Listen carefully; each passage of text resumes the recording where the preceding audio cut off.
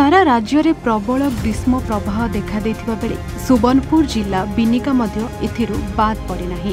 गत 4 दिन हेब अंचल रे प्रबल ग्रीष्म प्रवाह जारी रहिथिबा बेले लोकंक दैन जीवन अस्तव्यस्त होई पड़िछि।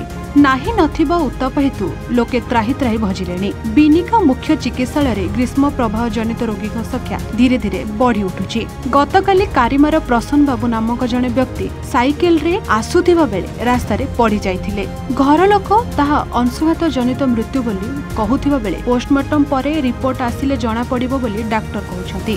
सेही परी सिघी सुबार समारुबाग कली ड्राइवर नामक जणे आज असुस्थ होई पड़िथिले एवं तांकु डाक्टरखाना को आनिला परे डाक्टर तांकु मृत्यु घोषणा करिसेंती। उभय पारिपार्श्विक स्थिति अनुधान कला परे उभय मृत्यु अंशुघात जनित बोली संदेह करा जाउछि। कोन आपण जानि पड़थबे एबे तो हिट वेव बहुत बढ़ी जाइछे आउ हमर अंचल रे ग्रीष्म प्रभाव जारी रहिछे। बहुत तापमात्रा होचे इथिले आमे पूर्ण मात्रा सजाग अछु।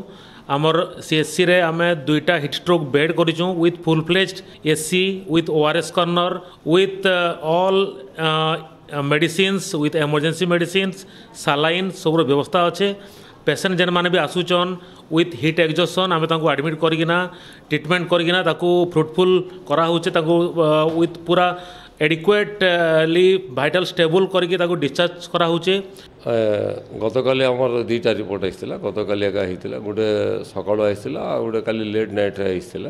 2टा को रिपोर्ट ता घर लोक से आंकु लेखिकी देथिले। 2टा को सनस्ट्रोक रे सामाने मृत्युवरण करिसंदी बोली ताकु नेकी आमर 2टा यूडी केस हिची। यूडी केस नंबर 9 आउ 10 आउ पोस्टमार्टम पई 2टा पठेइछु। पोस्टमार्टम रिपोर्ट आसिला परे तार सब सत्यासत्य जणा पड़ी जिवो। सुबर्णपुर जिल्लारू उमाकांत बाघंक रिपोर्ट A1 ओडिशा। ब्रिलियंट रेज विशुद्ध नड़िया तेल घन लंबा और पड़ा केसर मूलमंत्र।